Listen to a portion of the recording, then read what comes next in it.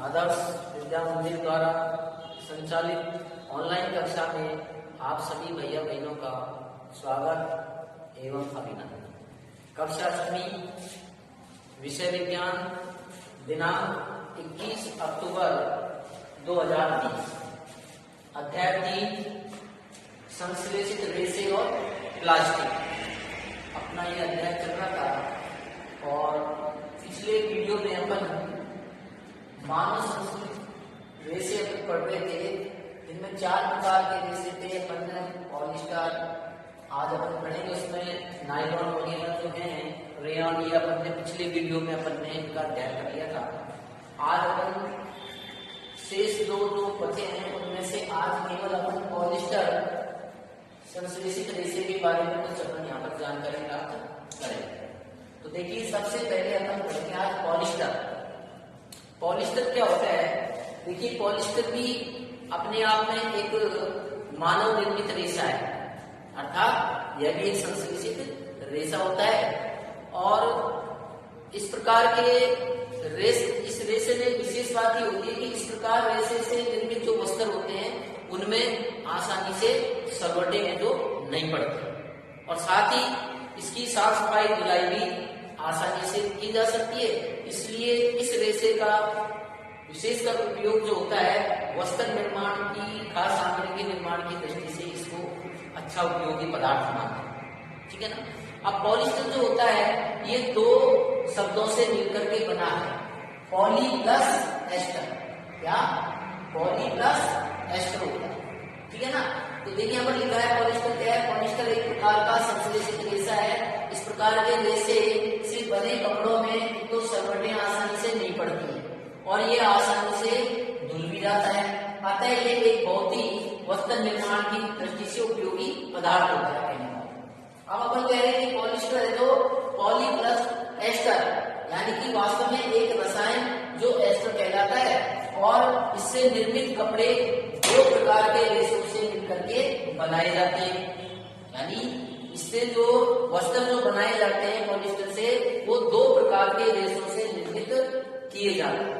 एक तो है पॉलीकॉटन। कौन सा? पॉलीकॉट। और दूसरा है पॉलीवूल। पॉलीकॉट कैसे बनता है? पॉलिस्टर और कपास का मिश्रण होता है। ठीक है ना। तो पॉलीकॉट में तो किन किन चीजों का मिश्रण होता है? 2 पदार्थ होते हैं। तो पॉलिस्टर, यानी कि पॉलिस्टर के साथ अगर हम कपास को मिला दिया जाए तो पॉलीकॉट बन जाएगा। तो ये 2 प्रकार का पदार्थों का मिश्रण होगा, एक तो पॉलिस्टर और दूसरा कपास। ये लिखा है पॉलीकॉट के बारे में, पॉलिस्टर और कपास का मिश्रण होता है। और दूसरा होता है पॉलीवूल। यह भी 2 प्रकार के पदार्थों का मिश्रण होता है, एक तो पॉलिस्टर और दूसरा उसके अंदर ऊन मिला दिया। कहने का मतलब पॉलिस्टर और ऊन का मिश्रण होता है। ठीक है। तो ये इस प्रकार अपन ने ये पॉलिस्टर के बारे में जानकारी प्राप्त कर ली। अब इस रेशे के कुछ उपयोग हैं। पॉलिस्टर के उपयोग देखिए, क्या उपयोग है? पहला उपयोग तो क्या है कि इस प्रकार के संश्लेषित रेशे से बने कपड़ों में अभी अपन ने पढ़ा क्या कि आसानी से सलवटें नहीं पड़ती है, यानी सहज ही इसके अंदर सलवटें मुड़ता नहीं है कहने का। दूसरा उपयोग, इसका उपयोग बोतलों में, बर्तन आदि उत्पादों के निर्माण में भी किया जाता है। तीसरा, अभी अपन ने पॉलीकॉट के बारे में पढ़ा था कि पॉलीकॉट पॉलिस्टर तथा कपास का एक मिश्रण होता है जिससे कपड़े निर्मित किए जाते हैं। और अंतिम चौथा उपयोग क्या है कि ये सपाट रहता है और सरलता पूर्वक ये आसानी से धुल जाता है। अतः यह वस्त्र सामग्री हेतु पर्याप्त उपयोग की दृष्टि से काम में लिया जाता है। ठीक है ना। उसके बाद आता है अगला पैड। परिचय दृष्टि से बहुत ही उपयोगी पैड क्या है? देखिए, पैड भी एक प्रकार का पॉलिस्टर ही होता है कहने का मतलब। लेकिन होता क्या है इसके अंदर कि पॉलिस्टर इस प्रकार का जो होता है कि वो एक तो क्या होता है कि वजन में तो हल्का होता है, सस्ता होता है, मजबूत होता है और विद्युत रोधी होता है, बिजली का विचालक होता है कहने का मतलब। ठीक है ना। तो इस दृष्टि से इसका उपयोग किया जाता है। साथ ही विविध प्रकार की इसका उपयोग बोतलें, बर्तन, फिल्म आदि अन्य बहुत से उपयोगी उत्पाद के निर्माण में इसका उपयोग किया जाता है। ठीक है ना।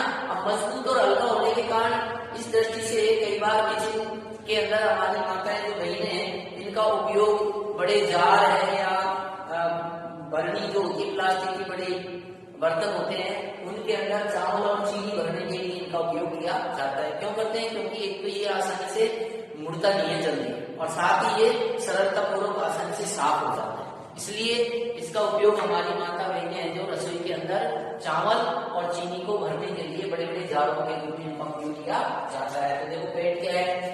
पैड एक प्रकार का पॉलिस्टर होता है जो कि वजन में हल्का है।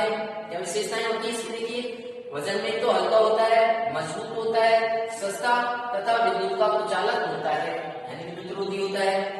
अतः इसका उपयोग बोतलें, बर्तन, फिल्म, तार और अन्य बहुत से उपयोगी उत्पादों के निर्माण हेतु किया जाता है। विशेषकर यानी कि विशेषकर इससे निर्मित जार, बोतलों आदि का प्रयोग चावल तथा चीनी संचय में यानी भरने के लिए, इकट्ठा करने के लिए इसका उपयोग किया जाता है। यह आसानी से मुड़ता नहीं है किंतु आसानी से साफ हो जाता है। ठीक है, अगला बिंदु आ रहा है हमारा पेट्रो रसायन क्या होता है? देखिए, सभी संश्लेषित रेशे पेट्रोलियम मूल के कच्चे माल होते हैं जो कि पेट्रो रसायन कहलाते हैं, और इनको विविध प्रक्रमों यानी विभिन्न प्रकार की विधियों के प्रक्रमों के द्वारा इनको तैयार किए जाते हैं प्रयोगशाला के अंदर। ठीक है ना? तो ये आज अपन ने केवल पॉलिस्टर के बारे में पढ़ा, उसके उपयोग पढ़े, और पैड और पेट्रो रसायन के बारे में हमने जानकारी प्राप्त कर ली है। अभी अपन गृह कार्य की दृष्टि से कुछ मूल्यांकन करेंगे। तो यहाँ पर देखिए गृह कार्य दिया हुआ है, ध्यानपूर्वक सुनेंगे, उनका आंसर आप ढूंढने के लिए। पहला प्रश्न है, पॉलिस्टर किसे कहते हैं? यह किन दो शब्दों से मिलकर बना है?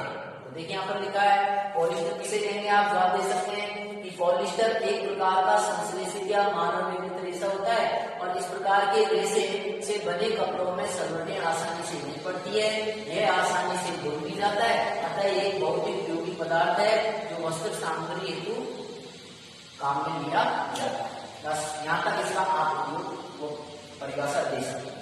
लेकिन आगे कह रहा है ये किन दो शब्दों से मिलकर के बना होता है? आप बता देंगे पॉलिस्टर दो शब्दों से मिलकर के बना है, पहला पॉली और दूसरा एस्टर, इसलिए पॉली प्लस एस्टर, ये दो शब्दों से मिलकर बना होता है। क्लियर? दूसरा प्रश्न देखिए, पॉलिस्टर के कोई दो उपयोग लिखिए।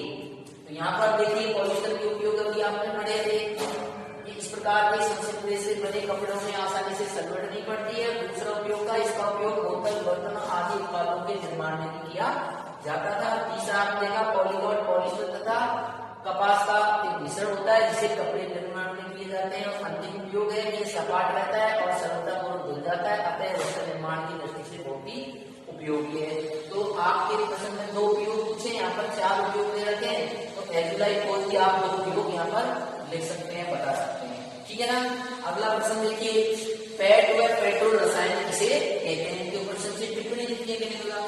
तो पैड क्या तरह दिया हुआ है, ये ना देखो पैड के बारे में लिखते हैं ना कि पैड एक प्रकार का पॉलिस्टर है जो कि वजन में हल्का, मजबूत है, विद्युत का कुचालक होता है। इसका उपयोग बोतल, बर्तन, फिल्म, तार बनाने में, विशेषकर चावल वगैरह चीनी भरने के जारों में इसका उपयोग किया जाता है, बता सकते हैं। अंतिम बताएंगे कि लिखा हुआ है पेट्रो रसायन के बारे में पूछा है, तो आप इतना ही बता दें यहाँ से कि सभी संश्लेषित रेशे पेट्रोलियम मूल के कच्चे माल होते हैं जो कि पेट्रो रसायन कहलाते हैं, और इनको विभिन्न प्रक्रमों के द्वारा तैयार किए जाते हैं। चौथा क्वेश्चन देखिए, टेरेलिन किस संश्लेषित रेशे का नाम है? यहाँ बताना भूलिए, थोड़ा ध्यान रखेंगे। पॉलिस्टर का ही दूसरा नाम टेरेलिन है, यानी इसको हम टेरेलिन ही कहते हैं, किसको? पॉलिस्टर को। तो अंतिम क्वेश्चन का जवाब हो गया टेरेलिन किस संश्लेषित रेशे का नाम है? आप कहेंगे पॉलिस्टर का ही दूसरा नाम है। ठीक है ना? यहाँ पर पॉलिस्टर आप लिख देंगे। ठीक है, आज की वीडियो में इतना ही।